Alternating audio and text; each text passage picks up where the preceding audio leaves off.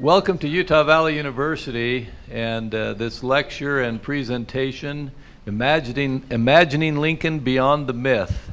We're fortunate today to have President Matthew Holland give this presentation. As you know, he's made a study of Lincoln's life and has published on Lincoln, and will offer, I'm sure, some really fun insights into the man whose birthday it is today. 201st birthday, is that what it is? The 201st birthday today. And then at the same time, Dr. Daniel Fairbanks, the Associate Dean in the College of Science and Health, will be sculpting a bust of Lincoln. He is an accomplished artist and sculptor, and this is going to be a really fun opportunity. I just will mention to you that this will eventually, I'm not sure exactly when, but it will be taped and then shown on UVU TV. If you have Comcast or one of the other cable stations that shows this throughout the valley, you'll be able to see it again and maybe encourage your friends to watch it. So without any further ado, I'd like to have President Holland come forward, and I would like to comment on what a fine fashion taste he has. The way he dressed today, it just looked like we called each other to coordinate. So there you go.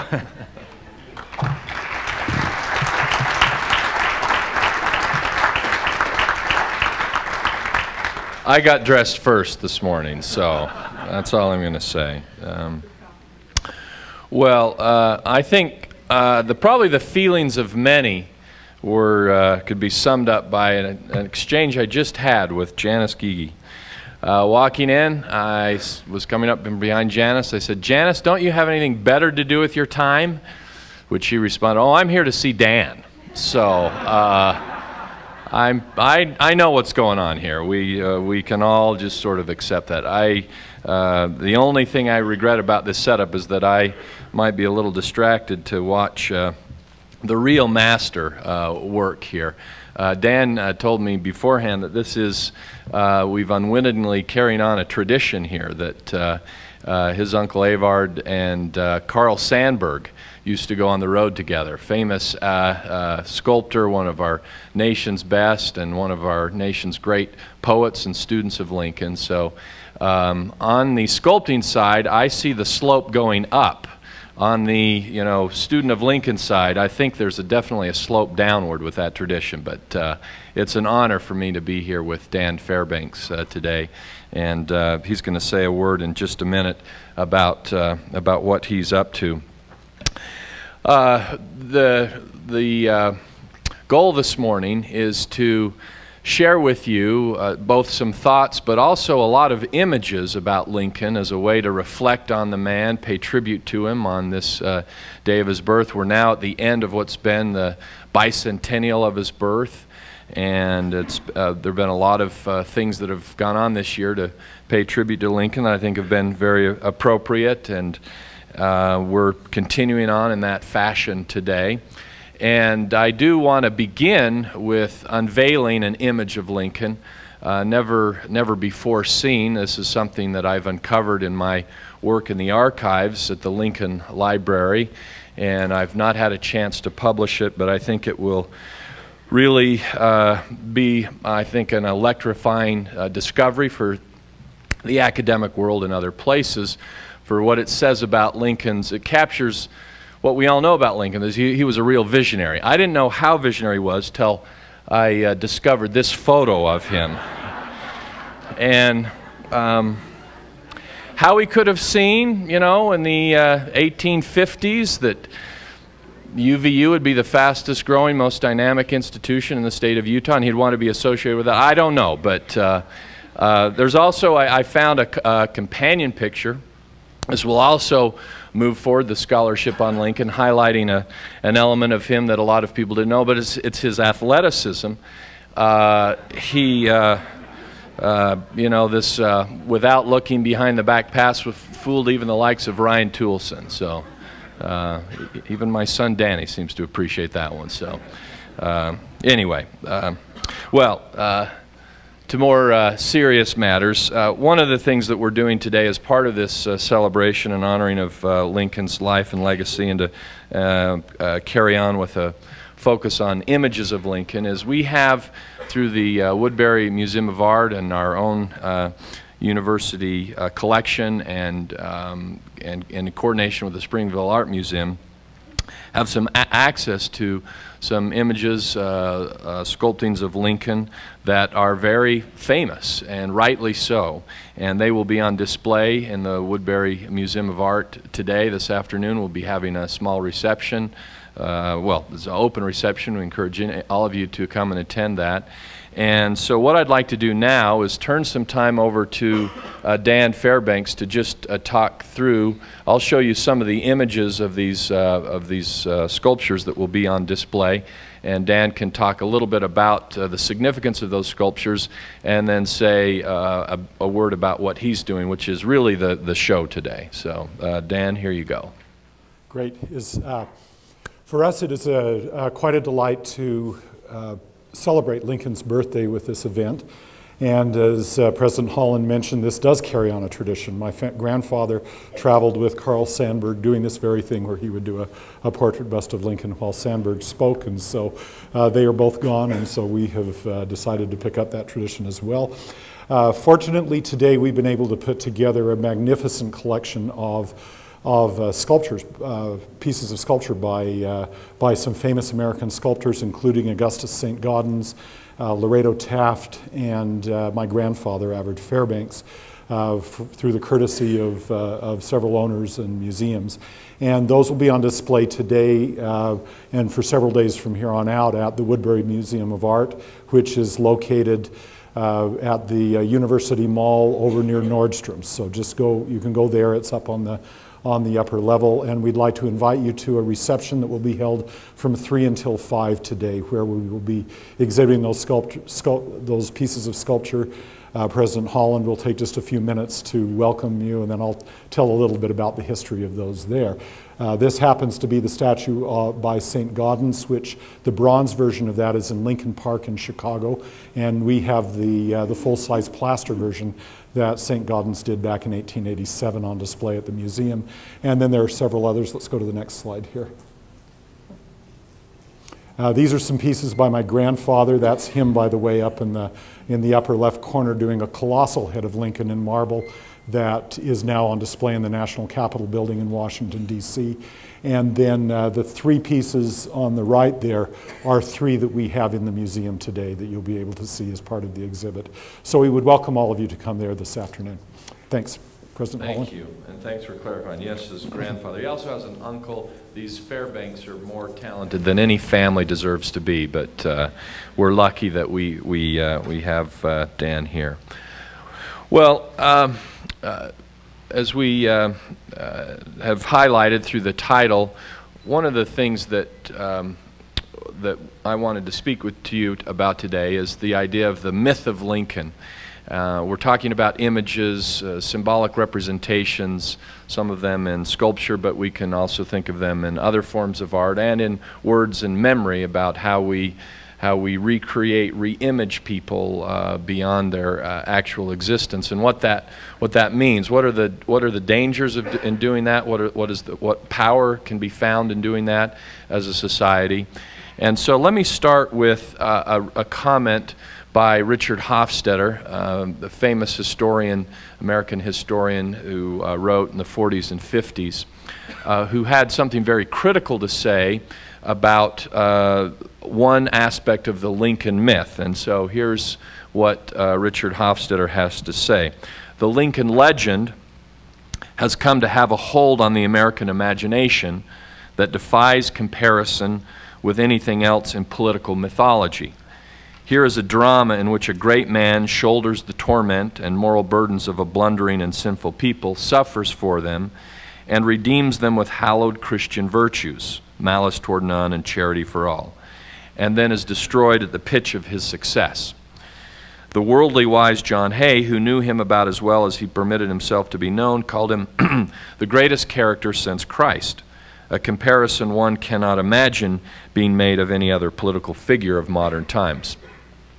This essay of Professor Hofstadter is very famous for having summarized that view of the Lincoln myth as a kind of second Christ, and then spends an essay debunking the myth, why it's not justified for us to think of Lincoln in those terms. And in doing so, he highlights things that were undoubtedly true about Lincoln. He was a man of ambition, some vanity, some quest for material good life, things that Professor Hofstadter argues stand at odds with this vision of Lincoln as a kind of Christic figure.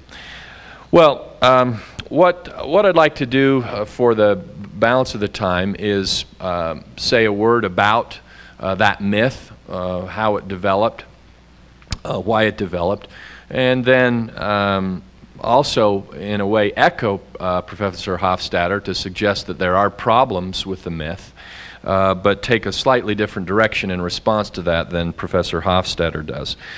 I think there are a lot of ways that this could be pursued. I would like to highlight the myth by tracing some thought of Lincoln's through what I think is his greatest speech. Now, for me, Lincoln's greatest speech is not the Gettysburg Address. That's a fantastic speech. It's justly considered by many, or it's understandably considered by many, his best speech. But I think in terms of both the poetry and the sophisticated philosophy of it, Lincoln's second inaugural is an even more magnificent piece of American literature. This, by the way, I think is something increasingly acknowledged by scholars on the left and the right who could be cited here as arguing that it's the one piece of political writing that probably deserves being placed in the American canon of great literature. So, Lincoln's second inaugural, having said that it's his greatest speech, I would suggest that it gets off to a very strange start. So here's the opening paragraph. Let's just read through this quickly together. At the second appearing to take the oath of the presidential office, there is less occasion for an extended address than there was at the first. Then a statement somewhat in detail of a course to be pursued seemed fitting and proper. Now, at the expiration of 4 years, during which public declarations have been constantly called forth on every point and phase of the great contest which still absorbs the attention and engrosses the energies of the nation, little that is new could be presented. The progress of our arms, upon which all else chiefly depends, is as well known to the public as to myself, and it is, I trust, reasonably and satisfactory and encouraging to all. With high hope for the future, no prediction in regard to it is ventured. Now, why is this so strange? Well, to appreciate that, we need to think about the context of this speech. It's March 4th, 1865, and Lee is trapped at Richmond. So the Confederate Army's best general, biggest army, and capital city is in the clutches of Union hands. Grant is on the west flank. Sherman is marching up from the south with his unstoppable swath of destruction. Lee can't go north. He doesn't have a navy to escape out to the sea. And so it just really appears that things are finally at an end. So, and this is after, 4 years of war, and Lincoln stands up and says, the first time I spoke to you, there was reason to give a kind of a long talk about what was happening. Now there's not so much of a reason for a very long address. That's the first odd thing. Well, there are a lot of questions right now, like what's going to happen after the war, which is an issue that Lincoln later said was the greatest question that ever faced a statesman in the history of the world, and he was not a man given to hyperbole. In any case, there are lots of questions surrounding this moment, and he kind of blows it off and says there's not really a lot to talk about right now. The other thing is the way he talks about the progress of arms. What he's talking about is the war, that everything kind of hinges on the war, and I trust things are going well enough. This is a country that has been going through this most awful dilemma that is undoubtedly looking for some relief at this point and a moment to kind of claim credit and declare some victory. I mean, how many of you know politicians who don't claim credit anytime they can get a chance? How many of you know politicians who claim credit when they have no right claiming credit? Okay. Lincoln doesn't do either. He's just saying, you know, I trust things are going well and well enough, and we'll see how things go. And I make no prediction. People are just hungering, thirsting for this thing to be over with, and he's in a pretty good position to say we're just about there, and he doesn't do it. So that's a very odd start to this speech. If the speech gets off to a strange start, the ending is, I think, really quite unprecedented certainly in political and military history.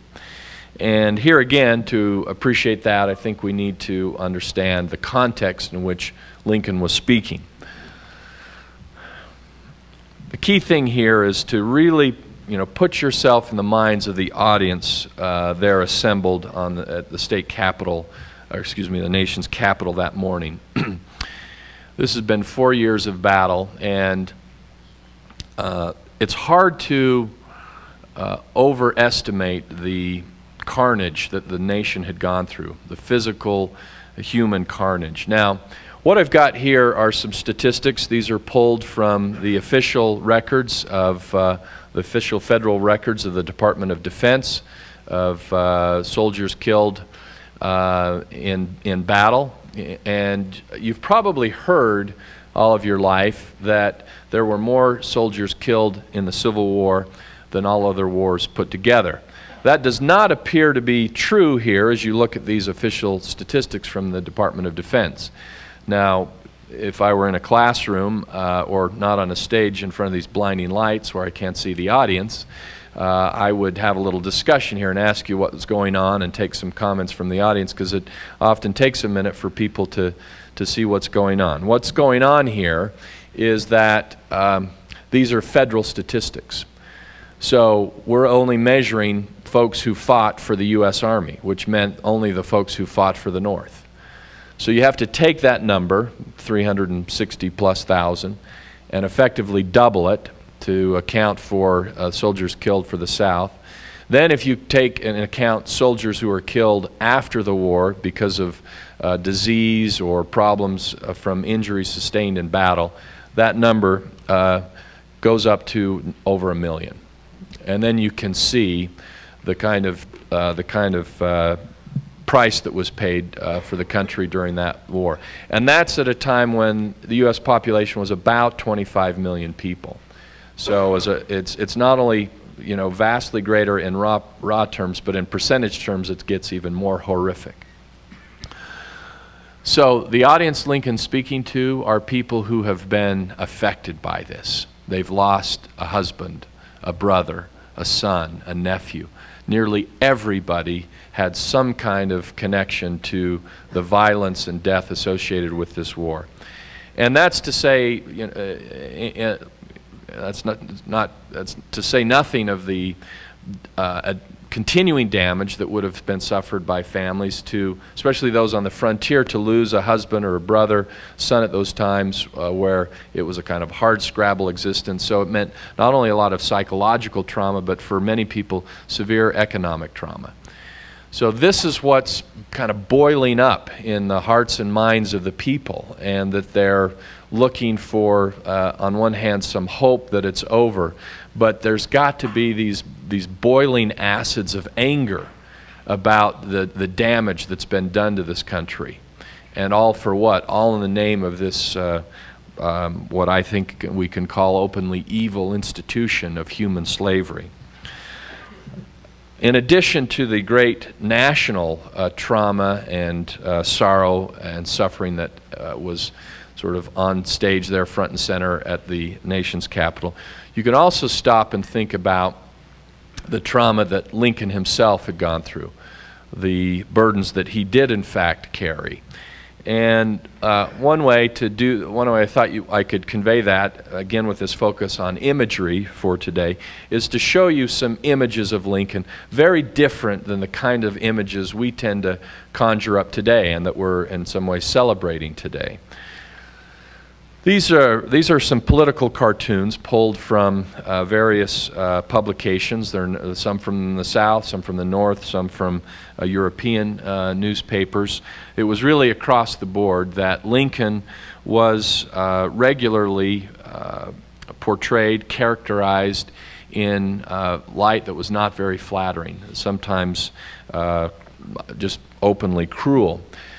Here Lincoln is shown as a kind of a vampire-like figure hovering over this sort of pristine, pure female figure, Columbia, who's representing America. He is this sort of blood-sucking figure that is attacking the innocence of this country, and a figure to be feared. That would be one way that some people saw him. Here's another image that he's sort of death personified, hiding behind this homely mask. You can see the kind of Caesarean wreath on the skeletal head there, suggesting that the carnage behind him, the death, the violence, is about his quest for personal power. That the war was about his personal ambitions more than anything.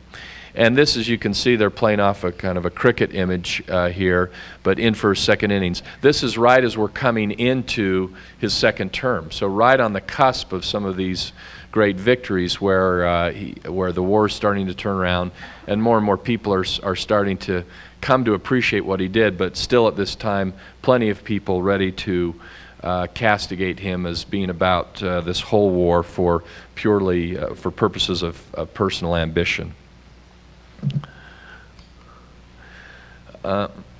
Again, he got attacked from all sides. This is the way that Lincoln was seen by abolitionists, the guys who were on the good side, the right side, the guys who were quick to see how absolutely wrong human slavery was and thought that the country and Lincoln were far too compromising with respect to this institution. So here you can see Lincoln is characterized as he's got his foot on the Constitution. He's not anything like the sainted John Brown, who's characterized as an angel in the picture up above him. And this is a picture of him signing the Emancipation Proclamation, a document that we celebrate today as a legal document that significantly moved us forward in getting rid of slavery. And yet for the abolitionists, it was too much of a compromise. The inkwell that he's pulling the pen from is a little satanic image suggesting it's basically a pact with the dark side in terms of not going far enough to address this awful institution. Probably, though, the most common image, or at least more common than some of these admittedly extreme images of Lincoln, would be something like the following, which is to say that by no means is Lincoln kind of a righteous leader of the present. That would be reserved for somebody like General Fremont, who's shown here on his horse Pathfinder. Fremont was the man who, after successfully winning some battles in Missouri, emancipated the slaves in Missouri, only to have Lincoln countermand the measure because he was worried that doing a premature emancipation would lose the support of the border states. And so Lincoln was seen once again as compromising too much. We need a stronger, more powerful leader of the right cause, like a General Fremont. That's who we admire. On the other hand, he's not, unlike as was characterized in some of these other images, he was not truly evil. He was not really on the bad side. That was the side of slavery. That was the rebelling South. We'll characterize that. That's where the kind of impish hosts of hell are riding on shoulders. But Lincoln's something in between. He's really something just pathetic, okay? He's a politician. He wavers with the winds. He's part imp, part baboon. kind of being pushed and pulled between these greater forces of right and wrong. So he's neither leading or rebelling, he's simply a follower. And this was actually quite a common view of Lincoln at the time. Well, so these are the kinds of things Lincoln has to open the paper and see every day. These are in addition to getting reports regularly, daily, about the kinds of, the numbers of troops that are being killed. In the process of this, he lost a child. They lost a child before they came in the White House. They lost another child in the White House. They didn't lose these children in battle, but he had a direct first-hand knowledge of what parents were going through to lose children. He adored his children by all accounts. He was grief-stricken by it. So was his wife, and she, frankly, through all this, was going crazy. And so he's dealing with that. Seeing how the events of his life and career and the trauma that he's going through, their family's going through, is making her crazy, and then he has to work all day long managing this very intractable problem, and then come home to deal with troubling issues on the domestic front. You can see, again talking about images of Lincoln, you can see the toll that this takes on Lincoln when you compare pictures of Lincoln from the beginning of his presidency to the end of his presidency. This is a picture taken of Lincoln just after he gave his famous Cooper Union address. The Cooper Union address is really was kind of the turning point in Lincoln's national career. He'd been asked to come and give a speech to this famous assembly in New York City based on his Lincoln-Douglas debates, where he developed a reputation for being an articulate antagonist of slavery and a thoughtful recommender of appropriate political steps to deal with the action. So he's invited to come back and speak to this assembly that's now got a gathering of national figures and forces, and it's one of those kind of blows the roof off the top kind of speeches, and he's immediately a kind of an overnight sensation, and this helps propel him into the presidency. So this photo was taken just before he becomes president. Now this next photo I'm going to show you is taken, it's the last known photo. For a long time we thought there was another photo was the last known photo. Relatively recently this was discovered as the last known photo of Lincoln. And you can see the transformation. Now there are obviously some changes of lighting that are going on here that may be playing with the shadows a little bit, but you can see how much more sunken the eyes are, how much more deeply ingrained the lines of worry seem to be in his face. And it says more, I think, than I can convey in words, the burden that he did in fact carry, and that he was shouldering the responsibility, the emotional weight and trauma of this war for the whole nation in many respects, and it takes that toll. So back to the second inaugural. I want you to be thinking of the second Lincoln here. It's that war-torn, exhausted, somewhat depressed. Now I think most scholars agree he suffered from clinical depression in many respects. It's that Lincoln who's standing up and facing that audience of people who had lost so many relatives, friends, associates, and are asking themselves, why did we have to go through this, and in the name of what, in opposition to this terrible thing called slavery. And Lincoln steps forward and says this: with malice toward none, with charity for all, with firmness in the right as God gives us to see the right, let us strive on to finish the work we are in, to bind up the nation's wounds and to care for him who shall have borne the battle, and for his widow and his orphan, and to do all which may achieve and cherish a just and lasting peace among ourselves and with all nations. Now, I've read a little bit of history, and I can't find a precedent for this in human history, at least with respect to a wartime military political leader standing up and in the middle of a war saying, we have to love each other. We have to conduct ourselves without malice. I think there were a lot of people in that audience, I know there were a lot of people in that audience who were looking for a statement of revenge. This is a moment of justice.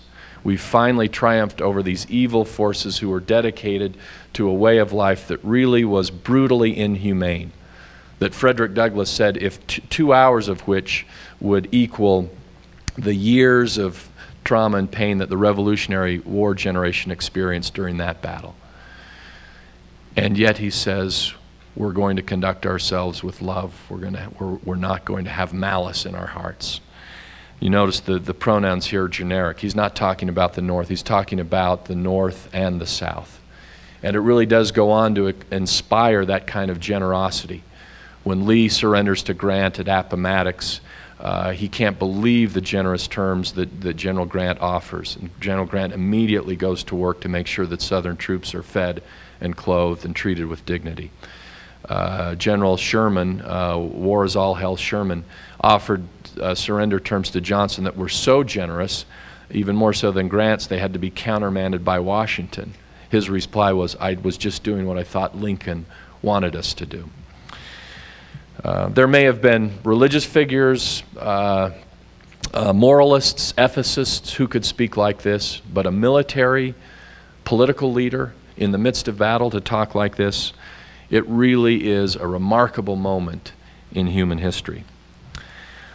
Well, as a result of that, there is this myth that develops around Lincoln, that he is, for some people, maybe quite literally a Christ figure. Here is a couple of comments to highlight what we mean by that. The first is a quote by Oliver Wendell Holmes. Now, Oliver Wendell Holmes was no intellectual slouch. He was the poet laureate at Harvard University at the time. But he finds himself in the aftermath of Lincoln's death and in response to the second inaugural, spilling forth poetry that is revering Lincoln as a kind of a Christ figure, someone who's atoning for sins, if you will.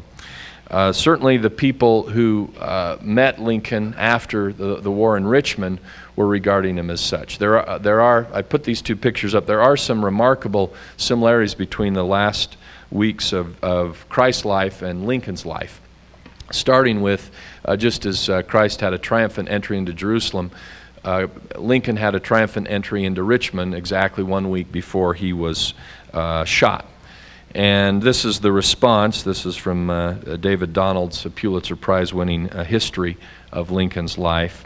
Landing without notice or fanfare, the president was first recognized by some black workmen. Their leader, a man about 60, dropped his spade and rushed forward exclaiming, "Bless the Lord, there's the great Messiah." He and others fell onto their knees trying to kiss the president's feet. So there was this sense that, and understandably so, that that Lincoln had some qualities and was doing some things that prompted this need for people to start to compare him to Jesus Christ. He was actually shot on Good Friday, the day that the traditional Christian world celebrates, or at least recognizes as the day of Christ's crucifixion. The point of all this is to say that there's a reason that this myth developed, and it's an understandable reason. And so Hofstadter is correct in acknowledging that there was such a myth that developed. It had a very powerful hold on the American imagination for many years. But Hofstadter is also right in pointing out that the myth is not true. Now, what I would like to do is suggest to echo that, but approach it in a slightly different way from Professor Hofstadter. One is I'd like to go to Lincoln himself. So from this account that Lincoln just offered, firsthand witnesses say that here's Lincoln's response to those folks who wanted to call him a Messiah. "Don't kneel to me," Lincoln told them, embarrassed. "That is not right. You must kneel to God only and thank Him for the liberty you will hereafter enjoy." So whether you want to look at this as a religious person, for claims that, that Lincoln would be a kind of second Christ figure would be by the definition of most religious traditions blasphemous. If you want to approach it as from a more scholarly point of view, the facts don't add up. Certainly the witness, the person in question himself makes no such claim. And as Hofstadter points out, there are lots of other elements to Lincoln's life and character that remind us he was a very mortal human being. And it's important to acknowledge that and keep that in mind.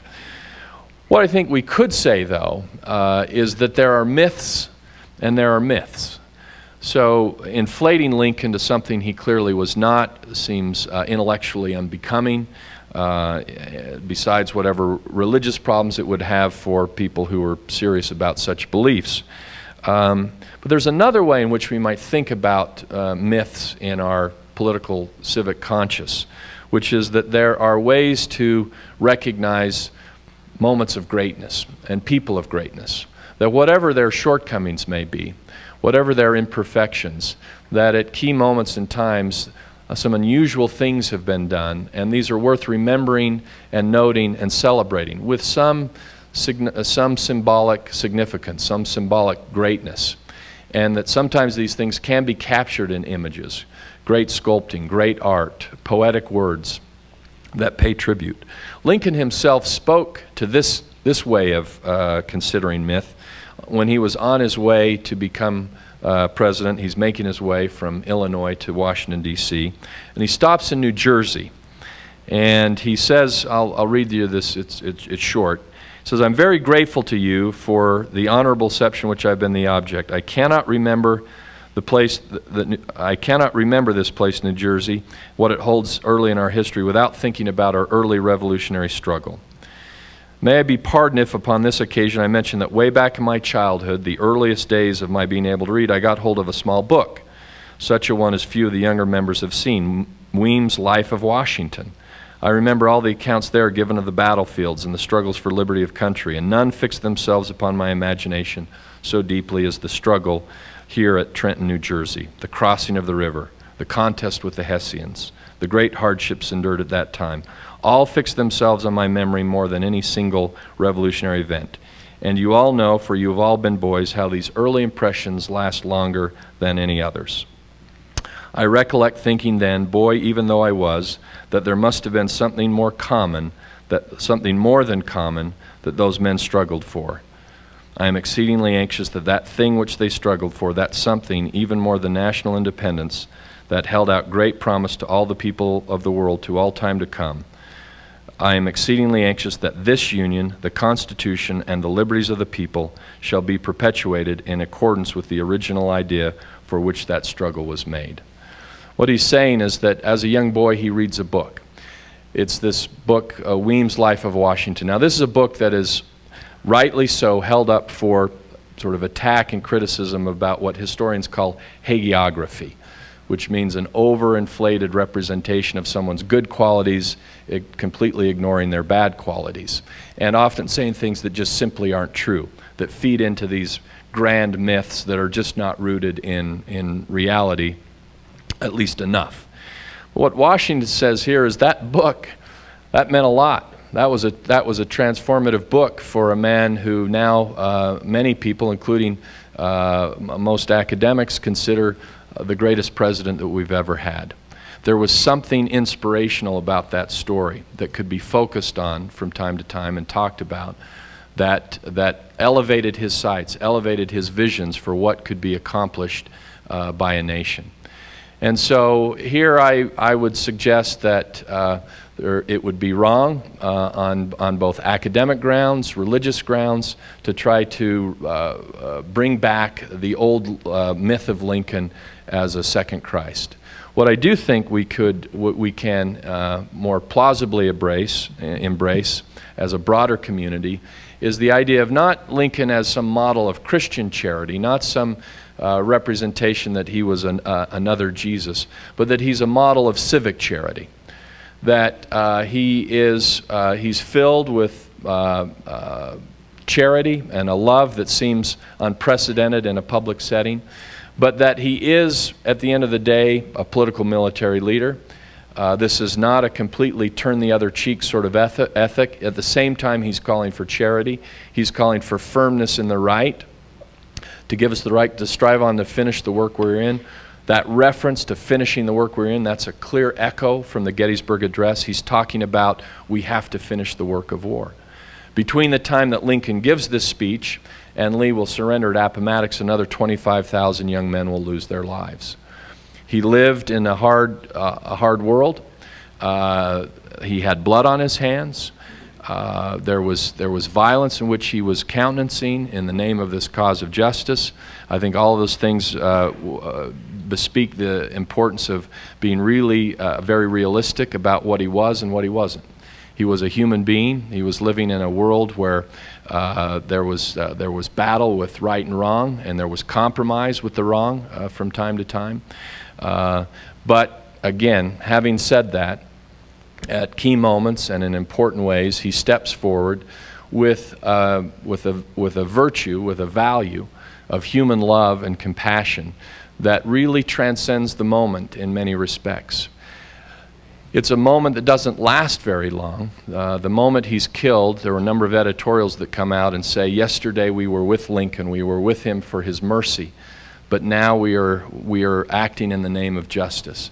The country takes a very different turn under Lincoln, and we spend another 150 years dealing with sectionalism and legacies of animosities between regional areas, in part because of that turn. And yet, we still have Lincoln. We still have the great images of Lincoln that are created, the Lincoln Memorial and other things that are heroic and are mythological at some level, but do, I think, draw us to look up to moments and ways that we can do better as a people in our moments of disagreement, in our moments of genuine conflict about moral issues, that somehow we can approach that in a way that still says we will move forward, we will push for what we think is right, but we will try to do it without malice and with charity for all. In that sense and at that level, a myth or a representation of Lincoln continues to be, I think, an essential tool for our civic health today. Thank you very much.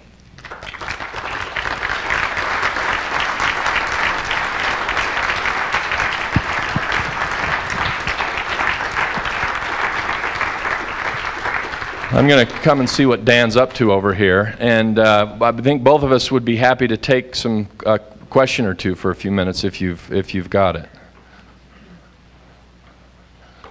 Can't you work faster? I can't believe how he does this. Any questions? Yes. What was the population of the United States at the time of the million deaths? 25 million. Did that include the blacks? Yes. Yes. On the before and after pictures of it, do you have an estimated date? It's pretty close to 4 years. I can't give you months and days, but it's within a 4-year span. Yeah. Yes. I picked this up when I visited his home in Springfield. I wonder if it's really true or just kind of Myth. So it knows that the children had to be home practicing the piano and doing their studies, but they had to go get Abraham, who was out playing with other kids in the neighborhood until dark when it was time to eat, because it was hard for him to get home. He was just kind of a happy-go-lucky fellow who wanted to play with the kids in the neighborhood. Is there any truth to that? Well, I can't speak to say with any authority that there's a specific anecdote that there were first-hand accounts, but the principles there are true. One, that he did, first of all, that Mary was the disciplinarian. Lincoln let his kids do whatever they wanted.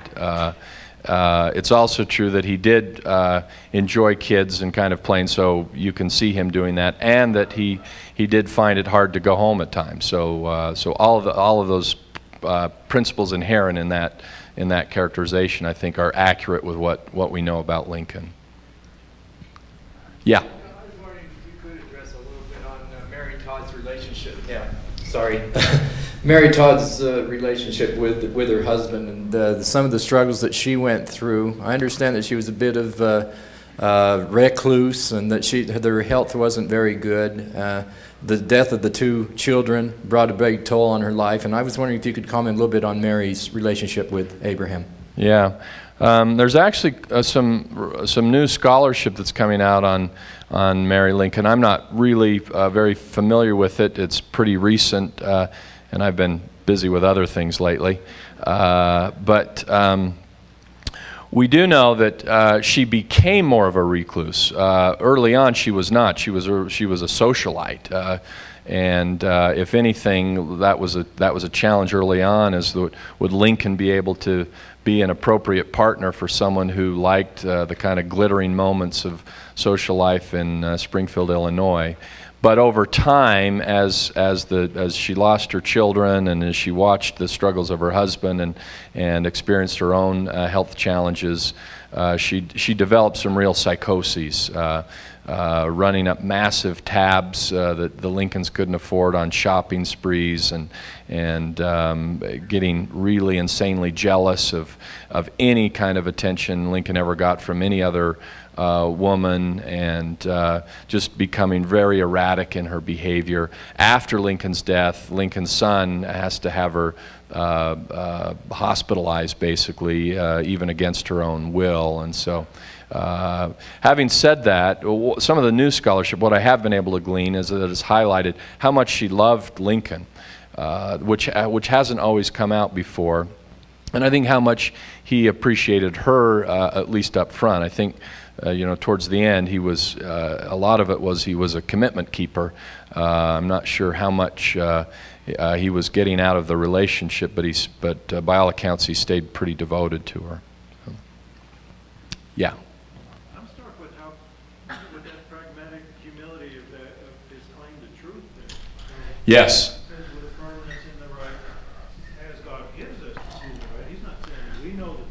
Okay, yeah, thank you. In a longer version, I would have spent some time. I got to come back. I didn't come back to the strange start. One of the reasons that he's not going to predict the wars, because he's saying, I don't know when the end of the war. It looks like we're at the end, but I don't know. And he's in this context chalking it up to God. But what he's saying is, this is God's war, but I don't know God's will. Now, this is a very unusual coupling in American politics. A lot of politicians claim that, you know, this is what God wants for American politics. What Lincoln is saying is that something's going on here with God, but I don't know what it is, so I'm not going to say. And so that's why he's very disciplined in not making any claims about the future and claiming great victory. And it's also, by the way, how he gets to the malice, because he's not willing to say that the North is entirely right.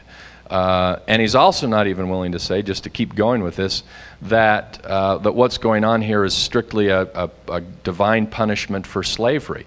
He says earlier in the address, if we shall suppose that this is a punishment from God. He's not even claiming this as a hard theological reading of the war. He's just saying, I'm kind of giving my best guess here, but there could be a lot going on, and I'm not claiming to be any oracle of truth on this. Even, as he said, the one thing, though, that keeps it from being completely morally relativistic, if you will, is that he does believe that what's at stake here is a moral truth about humanity, that is the individual dignity of humankind and the rightness of individual human liberty. So, yeah. Now, Lincoln has been quoted as saying that at the beginning of the war, slavery was not an issue to him in saving the nation, that saving the Union was his #1 issue. Uh-huh. Then the impression is this correct, that slavery later became an issue with the Emancipation Proclamation, which did not free all the slaves like in the border states. Right. But what was his part in the 13th Amendment? I know it was ratified after his assassination, but what was his part in getting Congress to work on the 13th Amendment? And is it true that many of the southern states actually seceded from the Union before he took office, in between the time he was elected and in between the time he took office, because of his view that slavery should not expand into the West? Is that correct? And so, okay, a lot going on there. Let me try. Yes, states seceded before he entered office. He, in many respects, initiated the 13th Amendment. That was done in conjunction with his Republican allies in Congress. So he was moving it up through the congressional passage, even though it doesn't happen until after he dies.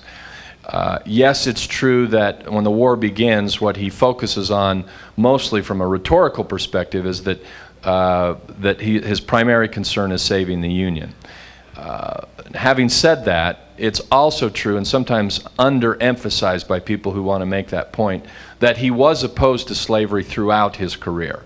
He always saw that as a moral wrong, and that it was something that did impugn the character of American democratic life, and had to be changed if we were going to be consistent with our founding. So he consistently held that position.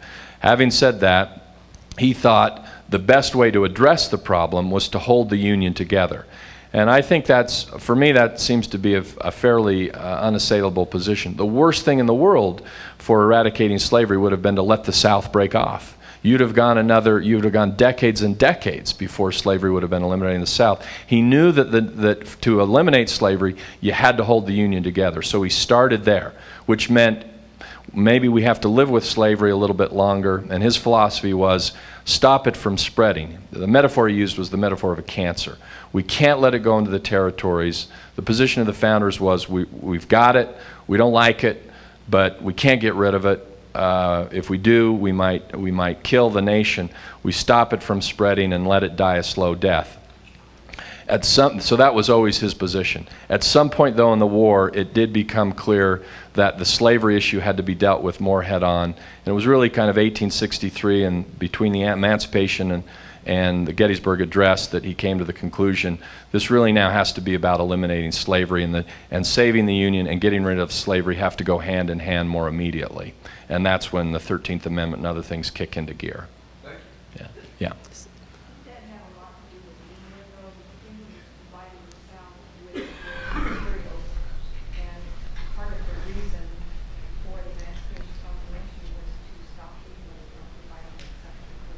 Yeah, that was certainly part of the mix, and she was saying it were the considerations from England irrelevant here, which is that he was worried that the British would come in on the side of the South. So when he argues for the Emancipation Proclamation, part of the reason he's criticized is because there's nothing very morally inspiring about that document. There's no great statement about the wrongness of slavery. He just argues it's a military necessity, that he needed black troops. He needed the slaves to rise up and revolt. But that was all he thought he could do constitutionally, but he thought he needed to do it because there was this threat that the British could be coming in, and other things could work to the Southern forces, and he had to counter that in some fashion. So, yes? I was wondering if, after your study of Lincoln, that you would agree with the book Team of Rivals, that one of his greatnesses was that he had people around him that didn't agree with him. Absolutely. I think it was a mark of his political genius that he wasn't overly threatened by such advisors, that he could glean the best from both of them and kind of help keep them in control and moving mostly in the same direction. It really is a remarkable accomplishment. I do fault the one criticism I make of that book, and I make it in my own book, is that there's not enough attention to this charity character of Lincoln's. That he was able to do that in part because he had this and developed over time this magnificent sense of compassion and understanding and appreciation for even his enemies. So he was able to kind of, where other people would have lost their cool in hatred and malice, he could kind of grit his teeth and say, I don't like what they're doing, but I don't hate them personally. And that emphasis gave more robust power to his ability to deal with these different characters. Yeah? There was a particularly charismatic contemporary who's in Illinois, a leader of a local religious group named Joseph Smith. There's some evidence that they were in the same city at the same time on at least 3 occasions. Do you think they ever met? I don't know. There's a historian at the Lincoln Library right now who is LDS and is looking at this question and has all the access, and I keep waiting for that study to come forth. I haven't seen it yet. We do know that Mary Todd was present at one of Joseph Smith's trials in Springfield. But whether Lincoln and Joseph Smith ever met personally and directly, I don't know. But I do know we got people working on it. So, yeah. Well, she was dating Stephen Douglas at the time. That adds some interest to the picture here. And yeah, they courted, and he was one of the possible suitors, and not exclusively, you know. But Lincoln was a young, politically ambitious lawyer in Springfield, and she was the daughter of a very prominent, powerful Springfield and political family, and so they would meet at party. They met at a party, and someone got them to dance together. He did a terrible job at it, and nobody saw that those two would ever get together. But it was kind of an opposites attract sort of moment. She was short and outgoing and over the top and kind of materialistic, and he was there with his breeches that were too short and didn't know how to dance, but there was some kind of connection there that really brought them together, and then I think stayed for a long time, and that's the kind of thing that's coming out more and more in this recent scholarship. So. And one of the things that I tried to depict as I was doing this was Lincoln gradually aging. And so as you noticed, I put on his hair, had him with no beard, and then had him developing from Lincoln the frontiersman into Lincoln the lawyer and Lincoln the president. When did he decide to do his beard? You're probably know that better than I do. I think it was 1862. It was into the presidency. And it was in response to a letter written by a little girl who said, you'd look better with whiskers. And I think people do look better with whiskers. Same girl sent out a letter to Sands. She made a mistake with me. Dan, you used a different kind of clay with this hat. Do you intend to continue to work on this and finish it?